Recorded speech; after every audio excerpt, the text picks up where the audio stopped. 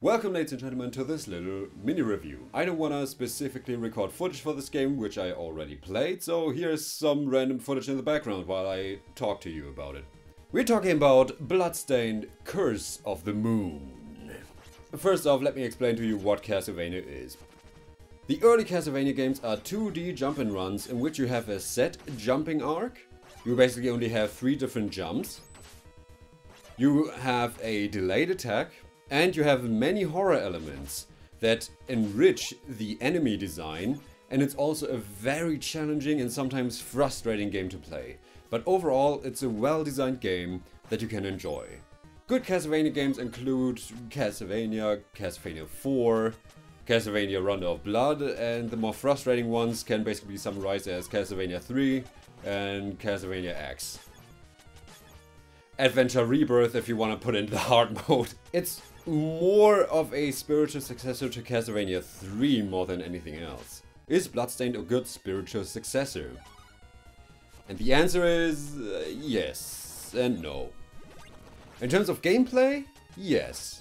But that doesn't mean it's perfect or great. In terms of story, no. As of right now, definitely not. It's basically story-wise a China bootleg version of the original Castlevania games. There's a tremendous lack of context here, and that's not really all that good. For example, you start the game as Zangetsu, a man of the East who comes over to hunt demons, and then he senses the presence of a big demon and he goes there to kill it.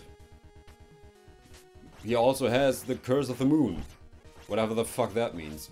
Seriously, I have no idea what the title of the game even means. Considering that Bloodstained doesn't have the license to take any of the Castlevania monsters, etc, etc. For example, you won't meet Death, you won't meet Dracula, you won't meet the Frankenstein monster, you won't meet even... Were there zombies in the game? I'm not sure. Sometimes you can't even recognize what the monsters are. I think I saw, like, a rat walking on its intestines. I don't know if that's correct. But in Castlevania you always had a clear vision of what your enemies are. You basically, when you had some kind of historical context or historical knowledge, or even if only you knew the stereotypical horror stories, then you were already prepared to play Castlevania, basically. In Bloodstained you don't have that. So in those two regards, Bloodstained isn't really all that good. There are multiple endings and the story ends, but that doesn't mean it ends well. The game should have a replay value of about 3 or 4 playthroughs in my opinion. There are 2 difficulties for each playthrough. The veteran difficulty and the casual difficulty. Yeah. Basically you have 2 extremes and no middle ground. As to why there isn't a normal mode like in Castlevania Adventure Rebirth is beyond me. The difficulties basically determine 3 things. Barely any damage is dealt to you and health drops constantly.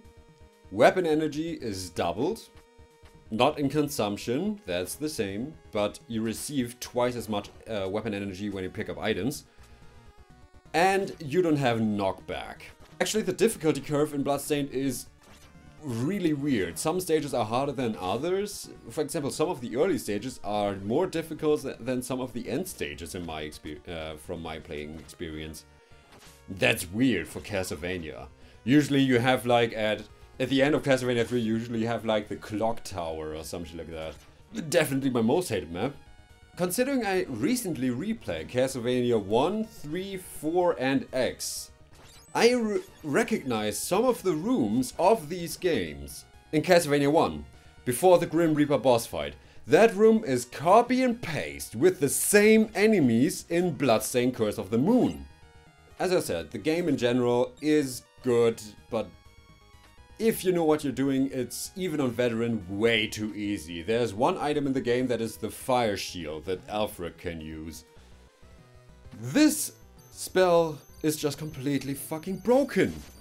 The final boss is a joke with the fire shield, because you can basically block any incoming attack. I think you can actually block half of the incoming attacks with the fire shield. Yeah, the balancing isn't that great and the level design isn't either. Some of the alternative routes are harder than the final stage of the game. If you get the other allies, the story actually changes for the better. But not by all that much, because the game just... Here at the end there's a Dark Emperor. I didn't even know that was a thing. But the reason why Bloodstained is actually more of a frustrating game if you play with your allies is because of the following mechanic. Each time a character dies, you'll be respawned at your last checkpoint. That in of itself wouldn't be bad, but the health of the other characters is not refilled, and the character you lost won't be playable until you lost an entire life, which means you have to kill the other 3 characters before you can actually move again. This, especially on the veteran difficulty, despite the fire shield, because we make mistakes. Sometimes we die. We can't change anything about that. At least not in Castlevania. Sometimes it's out of our control. Which means that if you die, if you happen to die and you're not very good at the game, which is nothing to be ashamed of, I actually recommend playing the casual mode because it's just more fun. But if you're playing veteran, you're playing the game for the first time, you're having a hard time, let's just consider you die at the boss. All of your other characters are at low health, so basically one hit and you can basically start at the checkpoint again, since health is not refilled. So what you have to do is kill the other 3 characters, which takes about 30 to 60 seconds, which is just time padding, and then you have another shot. At killing the boss. It's time padding, and it's a mechanic that isn't well thought out. It's actually, I'm pretty sure, without looking at it, that it's one of the most criticized mechanics of this game. I don't even have to look it up. I can just assume it is. Because it's the one that has stood in my way the most throughout my 4 playthroughs. The music. Well, okay, let's just round out the gameplay. It's good, but it's not equal to the original Castlevania games. It's more equal, it's like Castlevania 3, but for each improvement there's something that was taken away, which makes it feel like a... Okay, Castlevania Bloodstained, Curse of the Moon. It's a high budget, high effort, bootleg version of Chinese Castlevania. The music is good, but it tries so much to be like Castlevania that it basically loses its own identity. You could basically put these songs in a Castlevania game, and only 2 songs of those would be considered Castlevania worthy.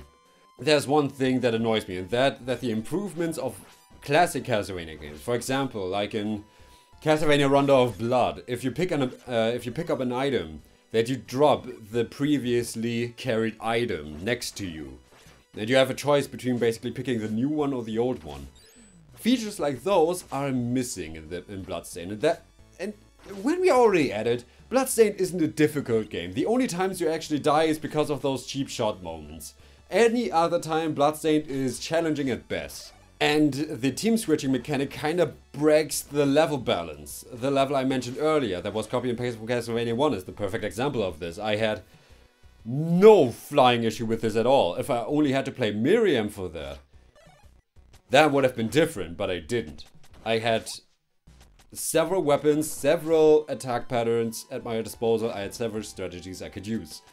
That made the game significantly easier. I don't know why the developers thought building in cheap shots was more important than actually making a game that was fun.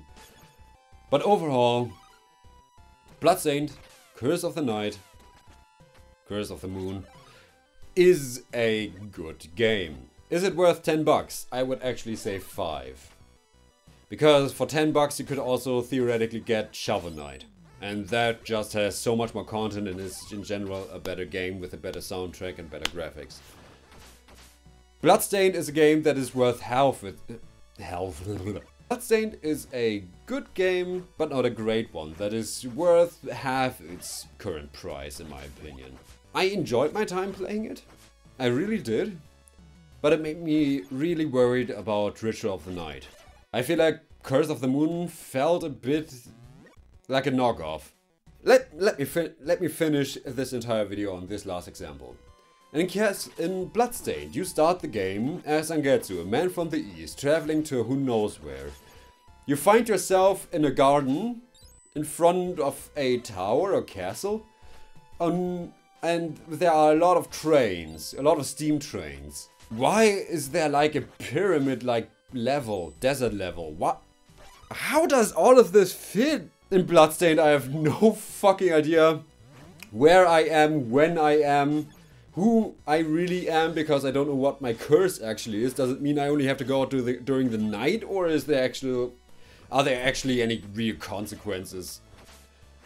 The bosses are really easy if they don't cheap shot you.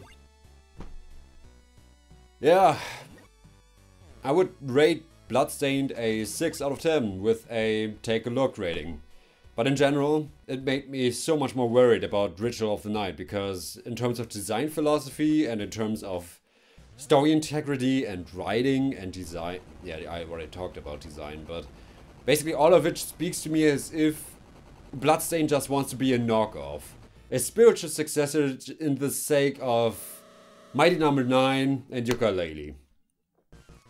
That's what Bloodstained kind of felt like to me. It's not there yet. But I hope Ritual of the Night is gonna deliver, because if it doesn't, then our hope to bring Castlevania back is basically dead.